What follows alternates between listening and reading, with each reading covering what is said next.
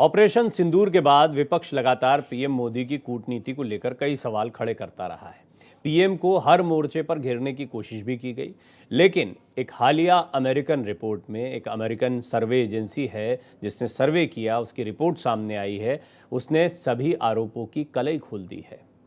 भारत के प्रधानमंत्री नरेंद्र मोदी न केवल देश में बल्कि वैश्विक स्तर पर भी अपनी लोकप्रियता के नए रिकॉर्ड बना रहे हैं। अंतर्राष्ट्रीय सर्वेक्षण एजेंसी मॉर्निंग कंसल्ट की हालिया रिपोर्ट के मुताबिक पीएम मोदी 78% अप्रूवल रेटिंग के साथ दुनिया के सबसे पसंदीदा नेता बने हुए हैं। उन्होंने अमेरिका के राष्ट्रपति डोनाल्ड ट्रंप, चीन के राष्ट्रपति शी जिनपिंग, रूस के राष्ट्रपति व्लादिमीर पुतिन और इजराइल के प्रधानमंत्री बेंजामिन नेतन्याहू जैसे दिग्गज नेताओं को भी पीछे छोड़ दिया है। यही नहीं, इसके अलावा भारत पर विश्व के लोगों का भरोसा बढ़ा है।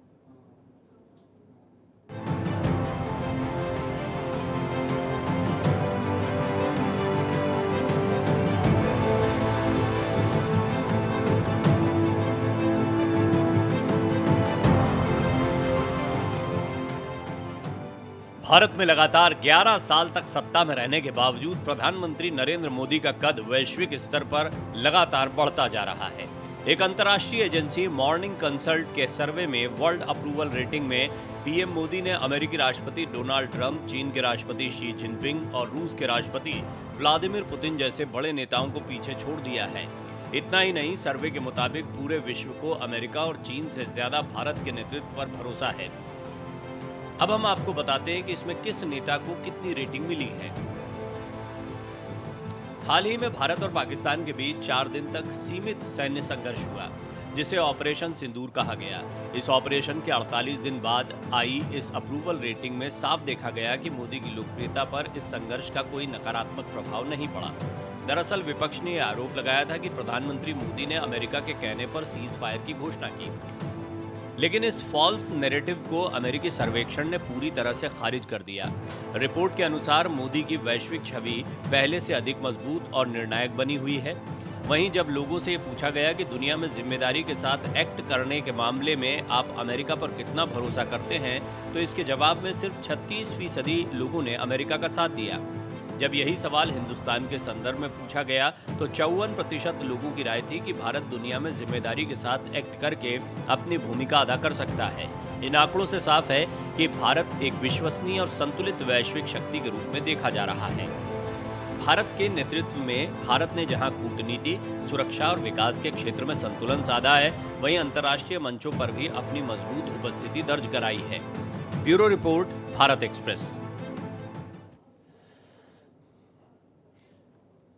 सभी देशवासियों का सीना जो है वो चौड़ा हो जाता है, सिर फक्र से ऊंचा हो जाता है। देश के प्रधानमंत्री को किसी भी अंतर्राष्ट्रीय सर्वे में सबसे लोकप्रिय माना जाता है। वजह क्या है, कौन से आधार होते हैं, और प्रधानमंत्री मोदी के कार्यों को देखें, थोड़ा राजनीतिक आपको इस पर विश्लेषण सुनने को मिलेगा। विपक्ष की भी अपनी राय रहती है हमेशा इस तरह के सर्वे जब भी आते हैं, तो ये सभी चीज़ें जानेंगे। मेरे साथ अनिरुद्ध प्रताप सिंह, वरिष्ठ प्रवक्ता हैं, भारतीय जनता पार्टी के, जुड़ रहे हैं।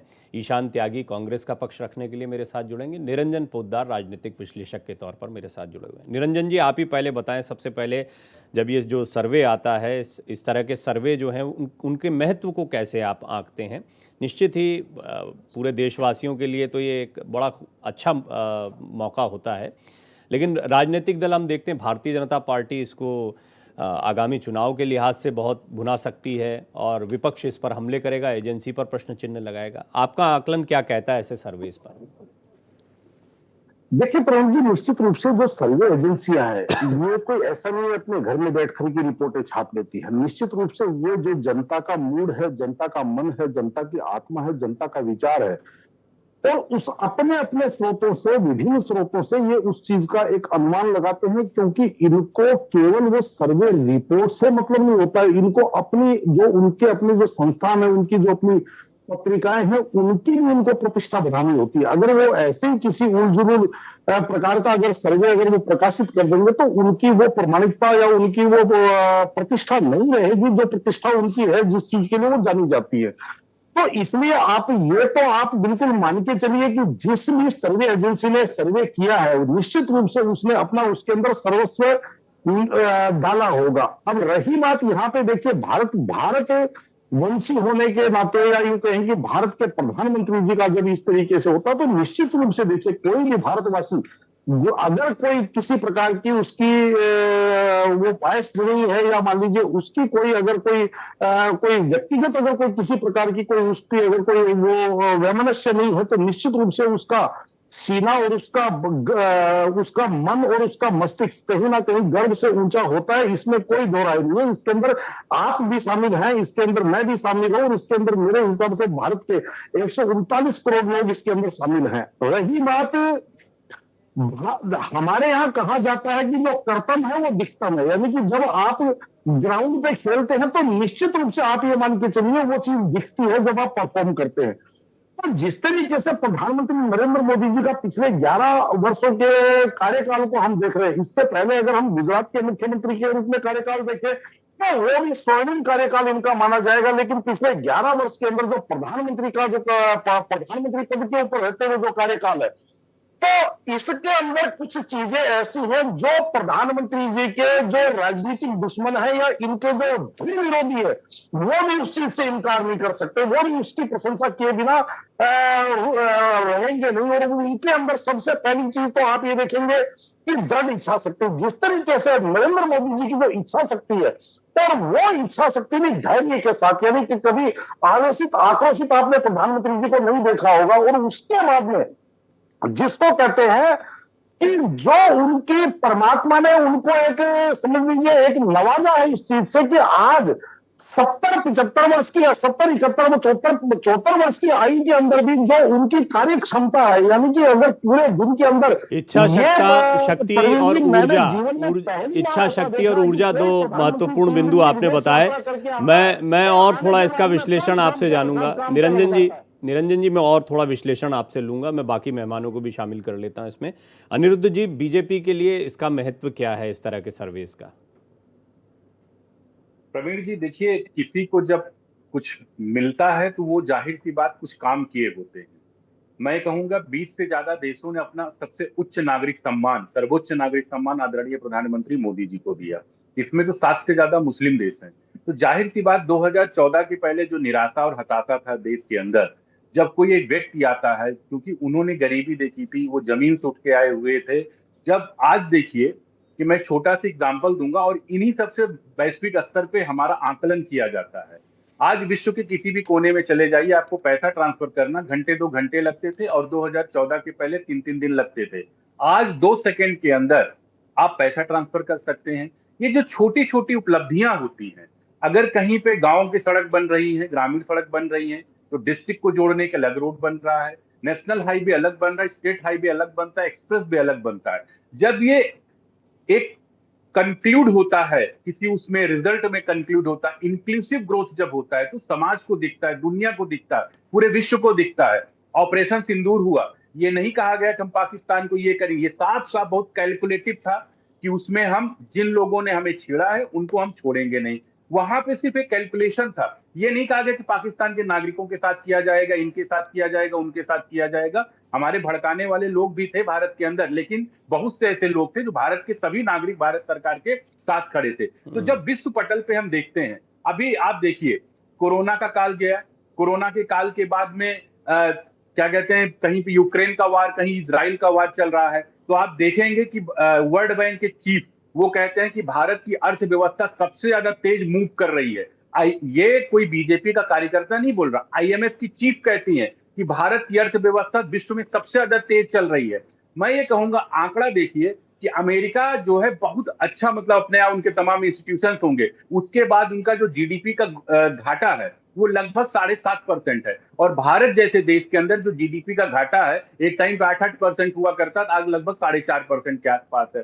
आप देखिए कि भारत की जो ग्रोथ रेट है वो 6.5% ऊपर चल रही है। तो जाहिर सी बात, जब लोगों को लगता है वैश्विक, भारत का विदेशी मुद्रा भंडार देखिए 700 बिलियन डॉलर का है, मतलब जी हाँ, कई उपलब्धियां हैं जिनको आप इसका एक पैमाना, इसका एक टच स्टोन मान सकते हैं। कुछ सवाल है मेरे पास आपके लिए, लेकिन उस ईशान त्यागी भी आप देख पा रहे हैं टेलीविजन स्क्रीन पर, मैंने टोका नहीं। ईशान भाई, बहुत बहुत स्वागत है आपका, वो भी जुड़ चुके हैं हमारे साथ, आपको सुन भी रहे थे। तो ईशान भाई, अभी कुछ दिन पहले की बात है, ज़्यादा नहीं, हफ्ता भर पहले हम लोग जब बात कर रहे थे तो कूटनीति पे उन्होंने प्रश्न चिन्ह उठाए थे, कुछ प्रश्न रखे थे। उन्होंने कहा था कूटनीति जो है वो, जो कि कांग्रेस का स्टैंड है, उसको रखा था उन्होंने। लेकिन ये तो ईशान भाई आप देख रहे हैं कि पूरी, अब भारत में नहीं कह रहे हैं, बीजेपी के प्रवक्ता नहीं कह रहे हैं, तो अंतर्राष्ट्रीय एजेंसियां कह रही हैं कि प्रधानमंत्री मोदी जो हैं वो दुनिया के सबसे लोकप्रिय और सफल नेता हैं। प्रवीण भाई, मैंने भी अपने दोनों ही साथियों को, दोनों ही पैनलिस्ट को बड़े आराम से सुना, और मैं चाहूंगा कि मुझे अनइंटरप्टेड 2 से 3 मिनट दिए जाएं। मैं भी जितना भी ये गुब्बारा फूल रहा है ना, उसमें पिन मारने का भी काम करने वाला हूँ। देखिए प्रवीण भाई, वो बोलते हैं ना देसी भाषा में कि सावन के अंधे को सब हरा हरा दिखता है, तो ये वही सावन है और यही वही ये ना अंधी भाजपा है जिसको सब हरा हरा दिख रहा है इस समय। मुझे पता नहीं मेरी फोटो क्यों नहीं आ रही है, अब आ गई जी। अरे तो आप चिंता मत करिए, आपकी फोटो सब लोग जानते हैं, ईशान त्यागी की आवाज से नहीं, वो आप बोलते जाइए। डिस्ट्रैक्शन होती है उस तरह से कि नहीं, स्टोरी चल रही आप है, बोलिए, लेकिन एक बोलिए, वक्ता बोलिए। बोल रहा है, हाँ। सुनने वालों को भी डिस्ट्रैक्शन होती है, पहली बात तो। देखिए प्रवीण भाई, मोदी जी विश्व गुरु हैं, लेकिन जब अमेरिका भारतीय नागरिकों को वापस देश भेजता है तो हाथ में हथकड़ियां और पैर में बेड़ियां बांध के भेजता है। मोदी जी विश्व गुरु हैं, शी जिनपिंग से ज्यादा रेटिंग इसमें दिखाई गई है उनकी, लेकिन अरुणाचल प्रदेश पे कब्जा कर रहा है। किस तरह से सैटेलाइट इमेज आ रही है सामने, सबने देखा है, और किस तरह से अरुणाचल प्रदेश के कई इलाकों के नाम चीन जो है वो चेंज करने का काम कर रहा है, और प्रधानमंत्री मोदी जी ने उसको क्लीन चिट दे दी है। भाई मोदी जी विश्व गुरु हैं, लेकिन चीन श्रीलंका में आके बैठ गए 99 साल की लीज लेके हम्बन टोटा में। मोदी जी विश्व गुरु हैं, आज बांग्लादेश हमें आंख दिखा रहा है, मोदी जी विश्व गुरु हैं, लेकिन मालदीव जैसा छोटा सा देश, हमारे जो जब उसके चुनाव होते हैं और जो नया राष्ट्रपति बनता है, वो भारत को कहता है अब अपनी सेना को सहसम्मान वापस ले जाएं। मोदी जी बहुत बड़े विश्व गुरु हैं, पूरे विश्व में उनका डंका बज रहा है, लेकिन डोनाल्ड ट्रंप कहते हैं कि भारत और पाकिस्तान के बीच में मैंने युद्ध विराम करवाया, और साथ में वो कहते हैं कि भारत और पाकिस्तान को हम एक पटल पर रखने का काम कर रहे हैं। मोदी जी बहुत बड़े विश्व गुरु हैं प्रवीण भाई, लेकिन उदयपुर में एक फ्रेंच महिला के साथ अभी 1-2 दिन पहले की खबर है, रेप हो जाता है। सर्वे पे भी तो बोलिए, जांच नहीं आती विश्व में किस तरह की खबरें छपती हैं, सबने देखा है। ये सर्वे पे भी तो बोलिए, तो सब बोला ही है आपने, अभी 2-3 दिन पहले भी तो हम बात कर रहे थे। ये जो खोखला सर्वे है ना, ये सावन वाला सर्वे जो जिसको भारतीय जनता पार्टी अंधा होकर ये तो भारतीय जनता पार्टी ने थोड़ी किया है, ये भारतीय जनता पार्टी का सर्वे थोड़ी है ईशान भाई, ये तो अमेरिकन एजेंसी मॉर्निंग कंसल्ट का है। अभी निरंजन पोद्दार जी कह रहे थे कि जो सर्वे है उसमें जनता से पूछा जाता है। अरे देश की जनता से पूछे निरंजन पोद्दार जी, अमेरिका की एजेंसी से मत पूछिए, अमेरिका के नागरिकों तो ये तो इंटरनेशनल लेवल पर हुआ है, इसमें आपको पता है, किसान से पूछिए, देश की महिलाओं से पूछिए, इसमें जनता नहीं किया सर्वे, ये जनता नहीं दिया है वोट, उनका भी सर्वे लेने का काम करिए। पहली बात तो ये तो जनता ही करती है ना, सर्वे में तो जनता से ही राय ली गई है। कौन सी जनता से, कहां की जनता? पूरे दुनिया की जनता से। आपको पता है तीसरे नंबर पे कौन है इसमें? बताइए मेरे को, आवाज आपकी कट। इसमें तीसरे नंबर पे है शहबाज शरीफ। मैं पूछने भी वाला था, मतलब कि वो पुतिन और शी जिनपिंग से ज्यादा लोकप्रिय हैं। कुल मिलाकर ये कहने का मतलब है कि देखिए वोटिंग करने वाले, उसकी वजह है, आपके सवाल का जवाब भी है उसमें, कि वोटिंग करने वालों की तादाद बहुत महत्वपूर्ण होती है। पाकिस्तान के लोगों ने वोट किया होगा अपने प्रधानमंत्री को, इसी तरह भारत की जनता ने, या भारतीय, एक बात बताइए भारतीय, अब बात तो सुनिए पूरी, नहीं बात सुनिए पहले पूरी। भारतीय मूल के जितने लोग जहां भी रहते होंगे उन्होंने प्रधानमंत्री मोदी को वोट किया होगा, करेंगे भी, लेकिन एक बात तो साफ हो जाती है कि उनके विरोध में नहीं है कोई, उनके पक्ष में है। इतने भारतीय अगर अपने देश से और भारत के बाहर रहने वाले उनको वोट करते हैं, तो आप कैसे नजरअंदाज करेंगे सर्वे को? एक मॉर्निंग कंसल्ट, एक अमेरिकी एजेंसी है, अच्छी एजेंसी है, अंतर्राष्ट्रीय स्तर पर सर्वे कराती है, उसने सर्वे कराया। प्रधानमंत्री मोदी ज़बरदस्त तरीके से अपने दुनिया भर के तमाम नेताओं में सबसे आगे इसमें दिखाई पड़ते हैं, उनको जमकर वोट किया गया है, उनकी लोकप्रियता बरकरार है। अब वो उसकी वजह क्या है, उसके बारे में थोड़ा निरंजन पोद्दार जी ने अपने विचार रखे, बताया क्यों उन्होंने माना कि हाँ बिल्कुल ठीक सर्वे, काम दिखता है। अनिरुद्ध प्रताप सिंह जी प्रवक्ता बीजेपी भी अपनी बात रख चुके हैं। ईशान त्यागी एज एक्सपेक्टेड प्रवक्ता कांग्रेस, उन्होंने उसमें अपना विरोध जताया और बताया कि क्या क्या कमियां हैं और क्यों वो इस सर्वे को खारिज करते हैं। अनिरुद्ध जी, कुछ एक पड़ोसियों से संबंध को लेकर टिप्पणी की गई, वैसे कई सारी बातें बोली हैं। मेरी बात पूरी नहीं हुई थी, लेकिन आप दूसरे पे जाना चाहते हैं तो कोई ऐसी समस्या नहीं। अब मैं ओपन ही कर दूंगा इसको, क्योंकि मेरे पास समय थोड़ा सा रहता है। आप बोलेंगे तो 3 मिनट 4 मिनट, मुझे बड़ा मैं खुद अधूरा महसूस करता हूँ, इसलिए ओपन कर दूंगा। अनिरुद्ध जी से एक सवाल पूछा, छोटा सा एक कमेंट ले लेते हैं तो वो थोड़ा एक अच्छा भी लगेगा शिष्टाचार में कि हाँ उनसे सवाल पूछा है, उनकी बात आ जाए। जी प्रवीण जी, एक बार फिर से दोहराएंगे सवाल? मैं ये जानना चाहता हूं कि अभी अंतर्राष्ट्रीय संबंधों को लेकर, खासतौर पर पड़ोसियों के साथ जो संबंध हैं, चीन को लेकर, पाकिस्तान को लेकर, ईशान भाई ने एक टिप्पणी करी, वो दिखाते भी रहेंगे स्क्रीन पर। ये ट्रेनिंग मुझे पता है, इस पर भी किसी दिन शो करूंगा मैं कांग्रेस प्रवक्ता हूँ। जी बोलिए बोलिए अनिरुद्ध जी। देखिए कांग्रेस के हमारे मित्र के पास में वो जवाब नहीं होगा जो कर्नाटक में इजराइल महिलाओं के साथ में, इजरायली महिलाओं के साथ गैंगरेप हुआ। वो जवाब नहीं होगा उनके पास में कि 2 रुपए जब से सरकार आई तो हर साल 2 रुपए पेट्रोल का दाम हाइक कर रही, डीजल का दाम, वो कहे थे हम दाम घटाएंगे। खैर वो टैरिफ भी, बिजली का टैरिफ भी बढ़ा दिया, अभी 2 रुपए इन्होंने पर यूनिट बिजली का टैरिफ भी बढ़ा दिया गर्मी के सीजन में। खैर आप इसी सर्वे में है, वर्ल्ड अफेयर में भारत का जो रैंकिंग, मतलब जो वोटिंग शेयर है वो 35% का है। अमेरिका जो अपने आप को बहुत बड़ा लोकतांत्रिक मूल्यों का मानता है उसके 25%, और चाइना जैसे एक्सपेक्टेड था 16% है। भारत का सीधा सीधा सिद्धांत ये है कि वो अपने पड़ोसियों के साथ जैसा वो व्यवहार करेंगे उसी आउटकम में व्यवहार वो करेंगे। भाई हमने पहले गए उनसे बात करने की, वार्तालाप करने का प्रयास किया कि भाई आपके साथ अच्छे संबंध, आप पड़ोसी हैं, ठीक है, अच्छे संबंध होने चाहिए। अब नहीं मान रहे तो आपको उसी भाषा में जवाब दिया गया। भारत का सबसे बड़ा चीज यह है कि हम कंस्ट्रक्टिव ग्रोथ की तरफ है।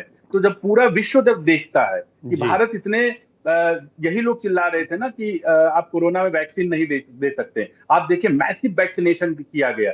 100 से ज्यादा कंट्री को हमने वैक्सीनेशन, करीब 20 करोड़ ज्यादा हमने वैक्सीन उनको सप्लाई किया। तो विश्व को दिखता है कि भारत में स्पीड है, स्केल है और ट्रांसपेरेंसी है। जब तीनों चीजों के साथ ग्रोथ होती है तो उनको दिखता है कि भारत तो भाई एक जो पहले का सोने की चिड़िया है, नरेंद्र मोदी जी के नेतृत्व में भारत सोने की चिड़िया बन रही। लेकिन देखिए विपक्ष की आदत है, उनको लीडर ऑफ अपोजिशन की राहुल गांधी जी की आदत है, जब वो विदेश में जाएंगे, अभी बोस्टन में गए हुए, उन्होंने भारत की क्या बुराई की, तमाम उनके बयानों की सीरीज ठीक है, उस पर हम फिर बात कर लेंगे। राहुल गांधी वर्सेस मोदी जी पर बात करेंगे। भारत के नेता भारत के बारे में कैसा, निरंजन जी कुछ कहना चाह रहे हैं, फिर आप ईशान भाई अपनी बात बोलिएगा। निरंजन जी 2 बार आपकी बात के बीच में भी अपना हाथ रेज कर चुके थे, अपना हाथ 2-3 बार निरंजन जी रेज कर चुके हैं, तो उनकी बात सुन लेते हैं। ईशान भाई जब बोल रहे थे तब भी वो कुछ कहना चाह रहे थे, बोलिए। देखिए प्रवीण जी, हमारे यहाँ देहाती में एक कहावत है कि जिसको खड़ा नहीं दिखता उसको पड़ा क्या दिखेगा। अब मैं ये बात इसलिए कह रहा हूं, क्या इस देश ने ये नहीं देखा है कि हुर्रियत कॉन्फ्रेंस, जिसके ऊपर भारत सरकार 550 करोड़ रुपए सालाना खर्च करती थी, वो हुर्रियत कॉन्फ्रेंस आकर के, जहां से देश चलता है, जहां राष्ट्रपति भवन है, जहां संसद है, जहां पे सचिवालय है, वो उसके 2 किलोमीटर के दायरे में बैठ करके देश को धमका के जाया करते थे। क्या ये देखा नहीं है भारत में? क्या भारत के जो सेना अध्यक्ष है उन्होंने क्या 2013 के अंदर सरकार को इस चीज की नहीं चुपाया था कि हमारे पास केवल 3.25 दिन का असला बारूद है, हमारी सेना को 3.5 लाख रक्षा जैकेट यानी कि बुलेट प्रूफ जैकेट की आवश्यकता है। इसके लिए भी फाइल 1.5 साल लगती रही और फिर भी बुलेट प्रूफ जैकेट नहीं मिली। क्या ये इस देश ने नहीं देखा है? क्या इस देश ने ये नहीं देखा है कि देश जो 12वीं अर्थव्यवस्था थी वो देश आज 4थी अर्थव्यवस्था है। आज पूरा विश्व और रही बात कूटनीति की, तो देखिए आपको सीधी भाषा में एक बात बता रहा हूं कि कूटनीति का सीधा सा मतलब है किसी से कुछ दे करके उससे कुछ लेना। और हर देश, कोई भी देश किसी पर मेहरबानी नहीं करता है, हर देश किसी ना किसी को दूसरे देश को दबाना चाहता है और वहां से कुछ ना कुछ पाना चाहता है। और ये अलग बात है कि आप अपना हाथी लेकर के उसका वजीर लेते हैं या उसका वजीर लेकर के अपना वजीर लेकर के उससे उसका घोड़ा लेते हैं, ये आपकी नीति है। और जब आप कठोर होते हैं, ठीक निरंजन जी, और में क्या होता है समय सीमित रहेगा। अरे ईशान भाई क्यों हाथ दुखा रहे हैं? बोलिए मुंह दुखाइए थोड़ा सा, बोलिए ईशान भाई। दिखाने का समय नहीं दे रहे, मुंह बोलिए नहीं, सुनना भी तो चाहिए ना, कान का भी तो इस्तेमाल करना है, ऐसा थोड़े सिर्फ मुंह का इस्तेमाल और हाथ का इस्तेमाल कर। थोड़ा सुनिए एक बार। निरंजन जी चुप हो जाए तो मैं बोलूं। ठीक, अब मैं बोल तो रहा हूँ उनको, मैंने कहा भी शायद। देखिए अनिरुद्ध जी तो रुक गए थे। निरंजन जी 1 मिनट रुक जाइएगा। निरंजन जी 1 मिनट, हाँ बोलिए। प्रवीण भाई, अभी मैं आपको एक यूएस की ट्रैवल एडवाइजरी दिखा रहा था। ये रीसेंट ट्रैवल एडवाइजरी, ये भी जून की ही है, जून के आखिरी कुछ दिनों की। ये कहती है यूएस की ट्रैवल एडवाइजरी हमारे बारे में, exercise increase caution in India due to crime and terrorism, some areas have increased risk, Rape is one of the fastest growing crimes in India. Violent crimes, including sexual assault, happen to tourist sites and other locations. Terrorists may attack with little or no warning. They target tourist location, transport hubs, market, shopping malls, government facilities. तो ये तो US की राय है हमारे बारे में। अच्छा, जब यूएस की एजेंसियों को इतना मानते हैं तो मुझे लगता है टाइम मैगजीन को भी अच्छे से मानते होंगे भारतीय जनता पार्टी वाले। तो भारतीय जनता पार्टी को ये मैं दिखा देता हूं, ये टाइम मैगजीन ने आदरणीय प्रधानमंत्री मोदी जी के लिए एक पोस्टर जारी किया था जिसका शीर्षक था इंडियाज डिवाइडर इन चीफ। तो इसको भी एक्सेप्ट करने का काम करें। ये ब्लूमबर्ग है, एक बहुत बड़ी संस्था है, आपको मालूम होगा प्रवीण भाई, बहुत पुरानी संस्था है ब्लूमबर्ग। ये लिखती है Modi's magic fading fast, who is next for India. एक बहुत बड़ा अखबार है द कॉस्मोपॉलिटन ग्लोबलिस्ट, वो कहता है इंडिया कट्स मोदी। मैं समझ गया आपका पॉइंट, अच्छा पॉइंट है, वैलिड पॉइंट। ये तो हो गई विश्व की बात, ये तो हो गई विश्व की बात। अच्छा, अब सभी इंडेक्स को अगर आप मॉर्निंग कंसल्टेंट को मांग रहे हैं, अब एक मिनट प्रवीण भाई, तो हैप्पीनेस इंडेक्स को भी मानते होंगे, उस पर रैंकिंग हमें मालूम है देश की क्या है। ग्लोबल हंगर इंडेक्स को मानते होंगे, उसकी रैंकिंग हमें पता है हमारे देश की क्या है। प्रेस फ्रीडम इंडेक्स को मानते होंगे। ठीक है, मुझे पॉइंट सही लगा आपका पॉइंट वैलिड है। अनिरुद्ध जी, मैं निरंजन जी लेता हूं, अनिरुद्ध जी ऑफिशियल पार्टी के प्रवक्ता है, जरा वो थोड़ा सा इस पे बोल दें। बोलिए अनिरुद्ध जी। प्रवीण जी, देखिए, कांग्रेस के टाइम की विदेश नीति ऐसी थी कि एनके एंटोनी जी की रिपोर्ट में करुणांचल, लोकसभा के अंदर उन्होंने कहा करुणांचल प्रदेश में आप बॉर्डर लाइन पे रोड मत बनाइए, नहीं दुश्मन हमारे यहाँ घुस आएंगे। तो ऐसी दिन की विदेश नीति थी, ऐसी इनकी सुरक्षा नीति थी। तो जाहिर सी बात है, मैं कंक्लूड करना चाह रहा था कि कांग्रेस या विपक्ष को हमेशा आदत पड़ चुकी है कंस्ट्रक्टिव पॉलिटिक्स पे बात नहीं करेंगे।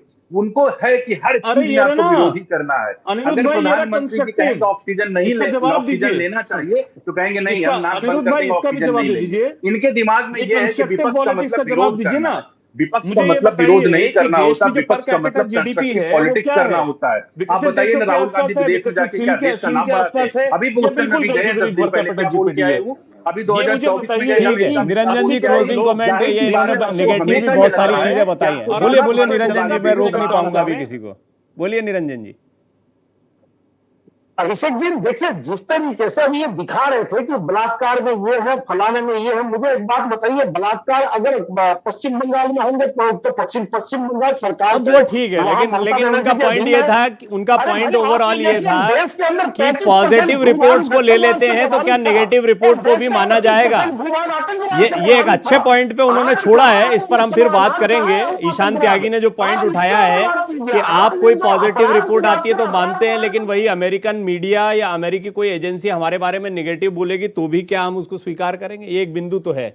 अनिरुद्ध जी, इस पर कुछ कहना चाहें तो आखिर लाइन, क्योंकि समय हो चुका है। आप ये सोचिए कि जिस भारत ने श्रीलंका को अनाज देता है, वो हंगर इंडेक्स में अगर हमसे ऊपर है, तो जाहिर सी बात है कि ऐसा कौन सा सर्वे और कौन सा ऐसा डेटा रहता है, ये तो शायद कांग्रेस का। चलिए, ये बात तो सही है, मैं जानता हूं कि अलग अलग बात हो सकती है, लेकिन वो वहां पे यही पॉइंट उठाएंगे ईशान भाई कि भाई इसको मान रहे हो तो ये भी ऐसे ही होगा, इसके भी पेच निकाल लिए जाएंगे। बहुत बहुत धन्यवाद आपका, चर्चा अच्छी थी। प्रधानमंत्री मोदी को जो मॉर्निंग कंसल्ट का सर्वे है उसमें सबसे मजबूत, सबसे ताकतवर नेता के तौर पर बताया गया। विपक्ष ने क्या कहना था वो कहा है मंच के जरिए। बाकी मैं आप पर छोड़ता हूँ, आपकी भी अपनी राय है। भारत का सवाल में इतना है।